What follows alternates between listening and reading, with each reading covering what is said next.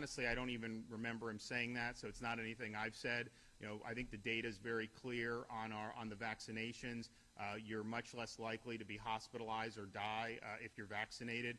If you look, I think the hospitalizations skew 4-to-1 in favor of people who are unvaccinated, which really is understating the difference because most people are vaccinated. So you have a big pool and you're getting this many hospitalizations, a smaller pool of unvaccinated are leading to this many hospitalizations. So that's just the reality.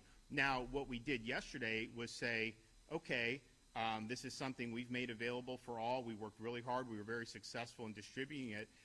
But to take somebody's job away as a result of this, these are cops, these are firefighters. These people have been on the front lines for us for this whole pandemic. And if someone needed their help, whether they were COVID positive or not, these guys were on the scene. They were there supporting them. Many of these firefighters and police officers have already recovered from COVID. And so I think this idea of using government coercion and force, one, is going to backfire. And you've already seen, since Biden's announcement, a decline in vaccine uptake. We'll see if that's durable. I hope not.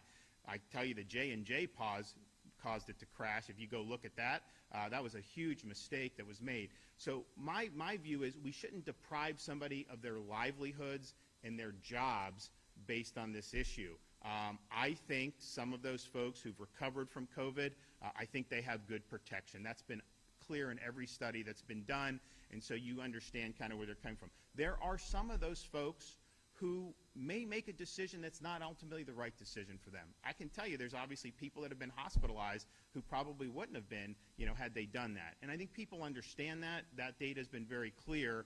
I just don't think that decision should be used to cast aside people who've served our communities for years and years and years. And anytime one of the guys from Gainesville that we had yesterday, he was down on the pile in Surfside helping out. That was a hazardous environment there, and yet they're doing it. They didn't ask any questions. So now you're going to turn around and you're going to fire them over this decision. That's just not how it is. And so my view is you stand by the folks that have stood by us. Not every decision they make may be the same decision I would make, but at the end of the day, I just think it's fundamentally wrong to cast people aside, ruin their lives, hurt their families, and take their jobs. Yes, sir.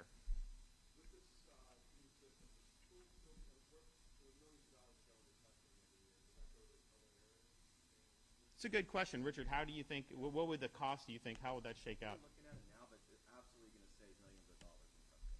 Absolutely, because we already do the progress monitoring, so we're just going to pick it up.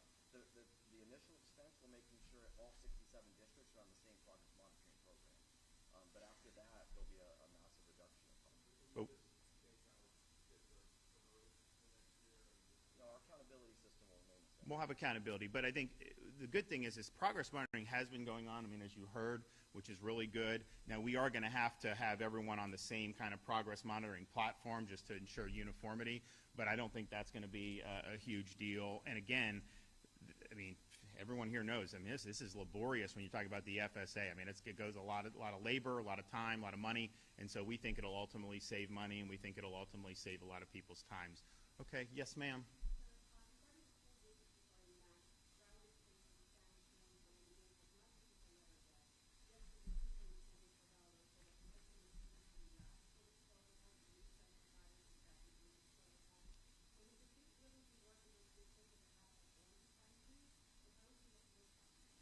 So I leave it to Richard on some of that because I know they've been following it. I will say, though, in terms of the litigation, we think we're going to win that in a slam dunk.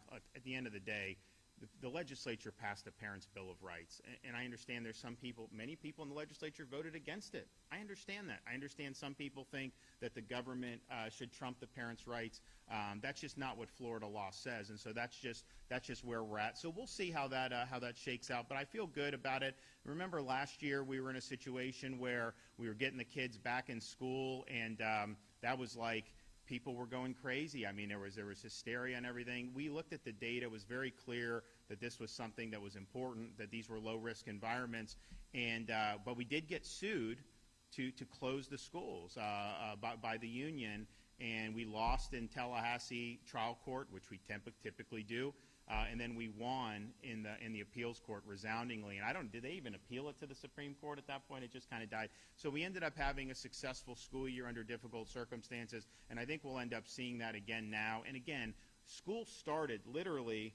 I think our infections basically were peaking as school started. I think they've gone down steadily since then. And it shows you it's important because people have pointed to schools as some type of a source for community spread. That's obviously not the case. It wasn't the case last year. And then what we're seeing in real-time data is as millions of kids are going back to school, our metrics continue to go down. And so I think having the schools open is so important. I am concerned, not in Florida, but we know that that these waves follow a regional and seasonal pattern. When Delta starts to hit some of these other areas, I do think it's possible you could see them try to close schools. I think that'd be devastating for a lot of kids and a lot of families, but I do think that that's something that's possible. Parents in Florida can be rest assured, we're going to make sure your kids are able to go to school because we understand how important it is for them, how important it is for you, and as much as we've lost just generally with some of the disruptions to the kids' lives, Florida has been able to mitigate that better than most. One more. Yes, sir.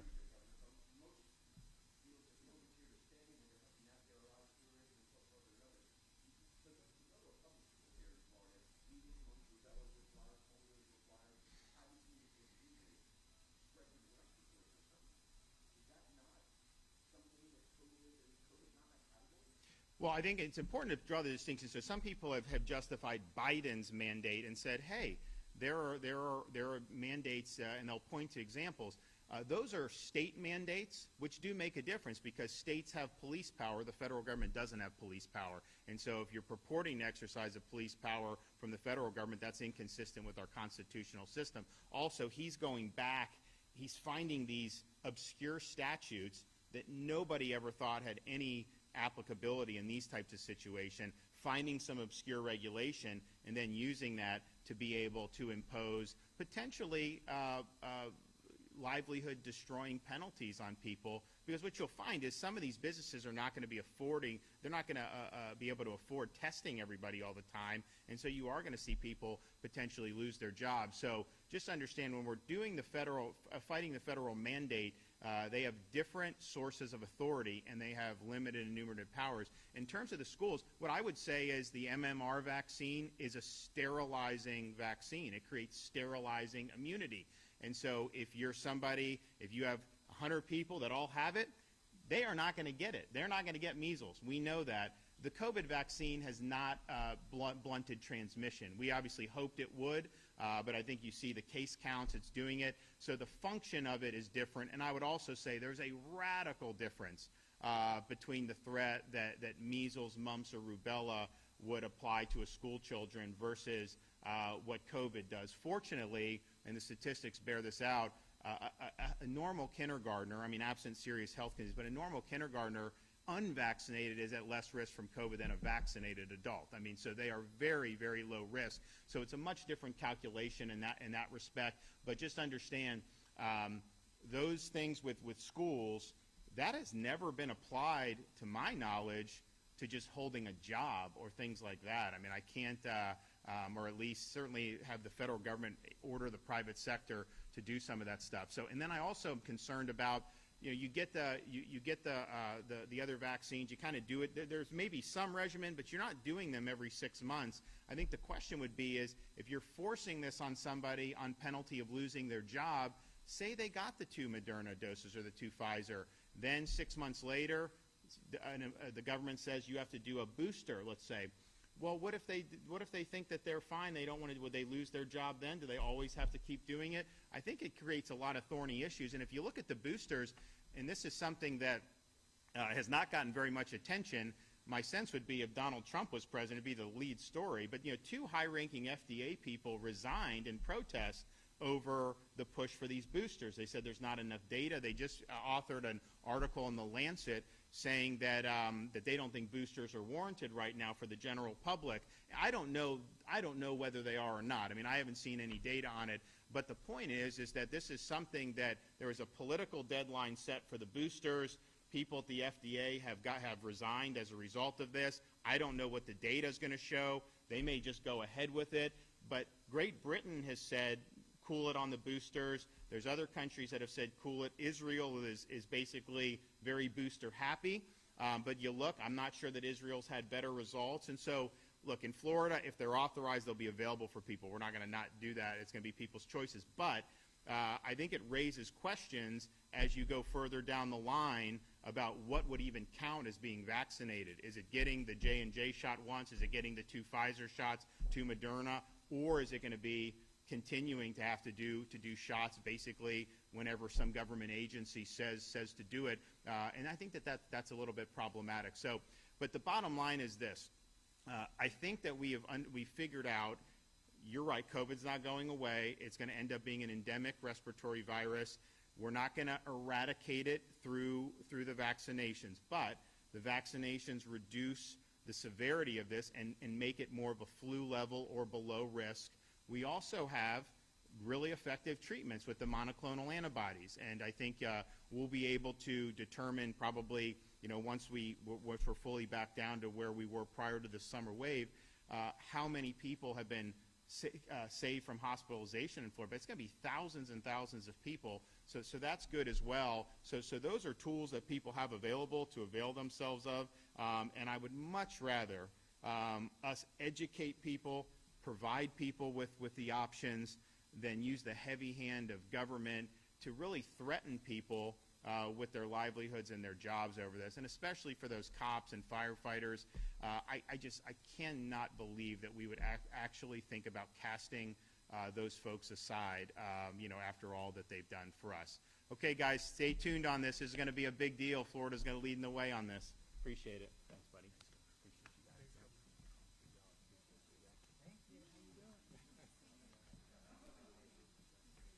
You guys did great. Thanks so much. Yeah, it was really good. Really good. Yeah. How's your school year going? It's great, and Take the bill. it's so nice to see you guys. You want me to take it, or give it to Joe? On the virtual panel that you had a year and a half ago with the You were right. mission. That's what they asked. I said, I think. Yeah, so it's Well, honored. well,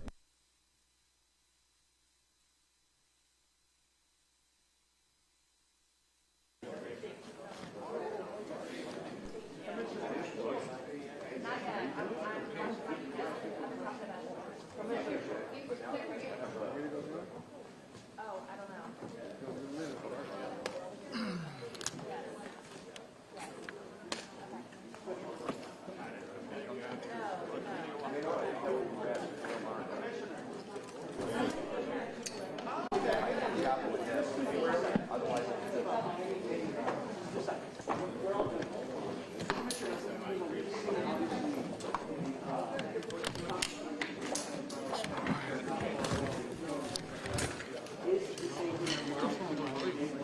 yeah, we've been. Right there. Wireless, you got the wireless? Broward sent out a letter. We've already done out 90 days in the other counties that have subsequent. Broward done so. Just We pack sent out up the letter. with it. They Yeah. gave their response last Wednesday, and now we're processing through the exact same Oh, system that we did with Broward and Alachua County. But as you heard from, I think you mentioned, where Through, 1 minute. Yeah, so. they're